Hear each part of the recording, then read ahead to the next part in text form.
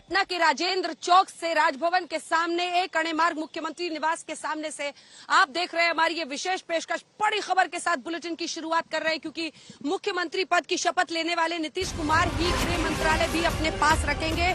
सूत्रों के हवाले से ये खबर आ रही है। आपको बता दें बड़ी खबर है क्योंकि कल से ही अटकलें लगाई जा रही थी कि क्या तेजस्वी यादव ने अड़कर ये कहा है कि गृह मंत्रालय उन्हें ही चाहिए। ऐसे में इन कयासों पर लगता है कि इस जानकारी के साथ ही पूर्ण विराम लग रहा है क्योंकि तेजस्वी यादव के गृह मंत्रालय को रखने के बयान पर एक तरह से पानी पड़ जाता है क्योंकि नीतीश कुमार ही गृह मंत्रालय रखेंगे। ये जानकारी सूत्रों के हवाले से आ रही है। बड़ी खबर इस वक्त की ये भी है कि अभी तक जो मंत्रिमंडल का फॉर्मूला निकला है उसमें 13 मंत्री होंगे जेडीयू के और 16 मंत्री होंगे आरजेडी के।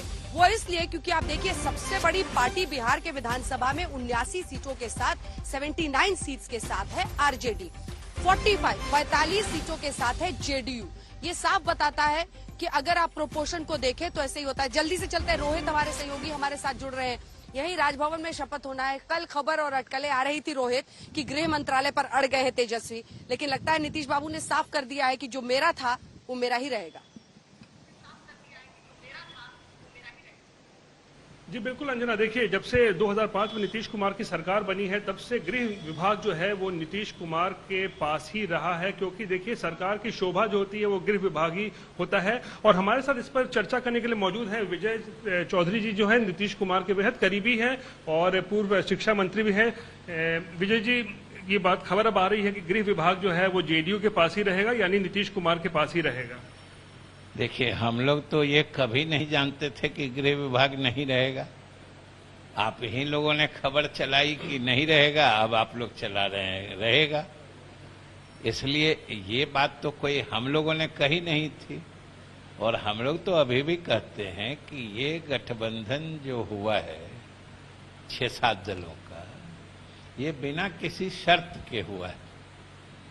और स्वाभाविक रूप से जब कोई गठबंधन बनता है और साथ काम करने की स्थिति बनती है तो उसमें कुछ स्वाभाविक सिद्धांत होते हैं और आपसी समझदारी होती है, जिसके तहत मंत्रियों की संख्या, विभाग या दूसरी चीजें जो प्रशासन शासन चलाने के लिए जो आवश्यकता होती है उस हिसाब से फैसले होते हैं।